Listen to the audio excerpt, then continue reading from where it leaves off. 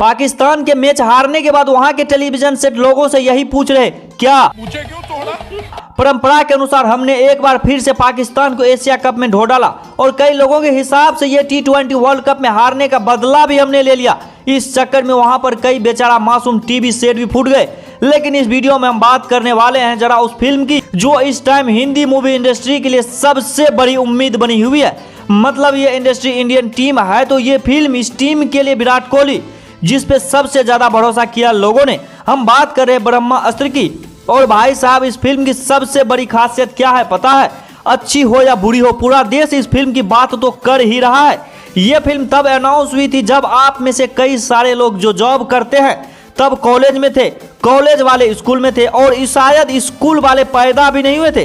बोले तो 2014 जिसको बीते हुए अब 8 साल हो गए। जी हाँ, 2014 में इसकी बात हुई थी और अब 9 सितंबर को फाइनली ये फिल्म आ रही है। लेकिन इंडस्ट्री के अभी जो हालात है ना, इतनी बड़ी फिल्म होने के बाद प्रोड्यूसर में क्या हो रहा है लोग, धक हो रहा है मेरे को भी। लेकिन भैया पब्लिक के बीच में बायकॉट वाली बातें चल रही है इस पिक्चर को लेकर।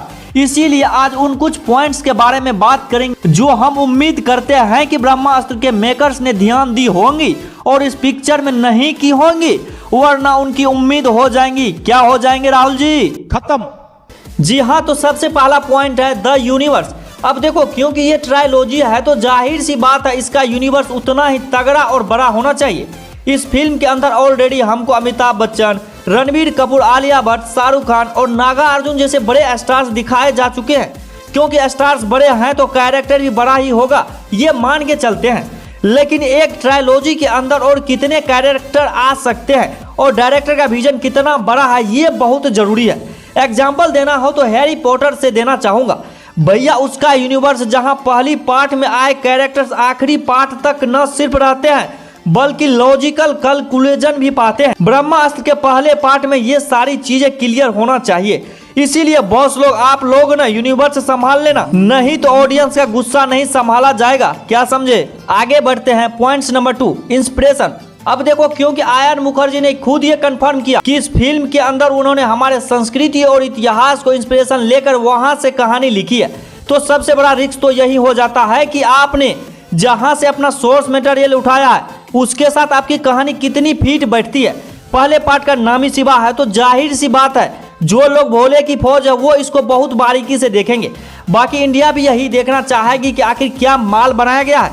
आखिर थोड़ा सा भी कुछ इधर उधर हुआ, ऑब्जेक्शनेबल हुआ तो बाइकआउट वाले लड़के तंबू लगा के आपके सोशल मीडिया हैंडल पर बैठ जाएंगे। लेकिन अगर ये इंस्पिरेशन के साथ ईमानदार रही ना फिल्म तो टिकट खिड़कियां पर लाइन भी लग जाएगी। क्या समझे? तीसरे पॉइंट्स पे आते हैं जो ब्रह्मास्त्र के मेकर्स को ध्यान देना चाहिए और वो पॉइंट्स है स्टोरी, बोले तो कहानी। अब देखो, VFX लगाने से फिल्में नहीं चला करती। बाहुबली का एग्जांपल ले लो, 2 पार्ट्स में बनी ये फिल्म बस 250 करोड़ में बनी थी, लेकिन VFX से ज्यादा उसकी कहानी लोगों को इंगेज कर। बताओ गलत बोल रहा हूँ? एक तरह से VFX एक एलिमेंट हो सकता है, इम्पोर्टेंट है, लेकिन सिर्फ वही नहीं। फिल्म सिर्फ कहानी के बेस पर आगे भागती है और वही लोग इस फिल्म में देखना चाहेंगे।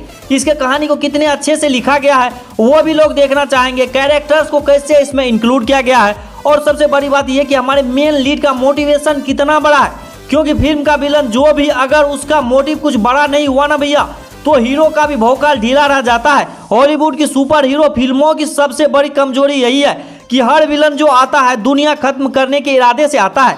अभी ये इतना ऑब्वियस हो गया है कि आधी स्क्रिप्ट पब्लिक खुद ही बता देती है कि क्या होने वाला है। इसीलिए प्लीज इसके विलेन और हीरो के मोटिव को बड़ा रखना भैया, क्योंकि फिल्म ब्रह्मास्त्र के ऊपर है तो ये बताना जरूरी है कि ब्रह्मास्त्र के इम्पोर्टेंस कितनी ज्यादा है। इसीलिए प्लीज VFX का नाच नचा कर तमाशा खत्म मत कर देना, कुछ सब्सटेंस जरूर देना भैया, तभी पब्लिक आपको याद रखेगी और प्यार भी देगी। आगे बढ़ते हैं और कैरेक्टर्स की बात करते हैं जो बहुत ज्यादा इम्पोर्टेंट है। जब इतनी बड़ी फिल्म आती है ना तो हर कैरेक्टर पर काम करना बहुत जरूरी हो जाता है। ज्यादातर हमारी फिल्मों में मेन लीड के अलावा बहुत कम ही साइड एक्टर के ऊपर काम किया जाता है, लेकिन वही ये चीज है जो फिल्म को मजबूत बनाती है। 3 इडियट की बात कर लो, चतुर, वायरस, फरहान, राजू, यहाँ तक कि मिलीमीटर तक का कैरेक्टर आपको याद रह जाएगा। हालांकि ये फिल्म उस सब्जेक्ट से अलग है, लेकिन फिर भी यहाँ इतने सारे स्टार्स है, वहाँ जरूरी है कि कैरेक्टर्स को प्रॉपर टाइम दिया जाए, चाहे कितना भी छोटा क्यों ना हो। इम्पैक्ट तो होना चाहिए। अब इन्फिनिटी वॉर में मालूम है ना थोर के कितने कम सीन है, लेकिन जब भी वो आया है उसकी एंट्री पूरी फिल्म की पहचान बन गई है। तो ऐसा ही कुछ मांगता है बॉस इसमें भी। क्या बोलती पब्लिक, कमेंट करके जरूर बताना।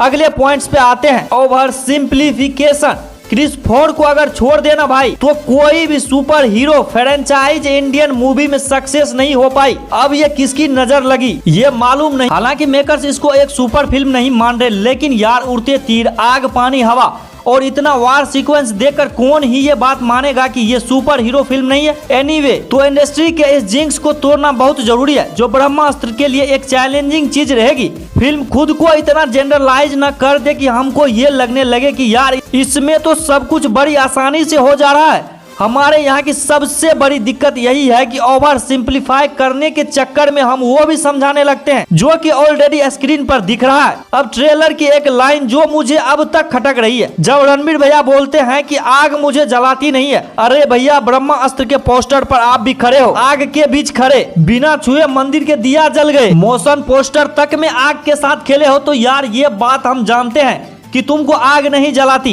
कुछ एकदम दिमाग हिलाने वाला दिखाना चाहिए था, पर उम्मीद करते हैं ट्रेलर में भले ही नहीं दिखाए हो आपने, पर क्लाइमेक्स में जरूर दिखाओगे। और अगर नहीं दिखाओगे तो बहुत मारेंगे, लो चुप हो जाओ। ये थे कुछ इंपॉर्टेंट पॉइंट्स जो हमारे हिसाब से ब्रह्मास्त्र वालों ने ध्यान दिए होंगे, तभी उनका फायदा होगा। और जाने से पहले अपनी उंगली का सही इस्तेमाल करो। क्या बोला तूने? मतलब उंगली से हमारे चैनल को सब्सक्राइब जरूर करना और कमेंट करके बताना कि ये वीडियो आपको कैसा लगा और कितनी उम्मीद है आपको इस पिक्चर से। जो हो लिखना जरूर। कल मिलते हैं और एक कड़क वीडियो के साथ इसी चैनल पर। बाय बाय, टेक केयर, जय हिंद।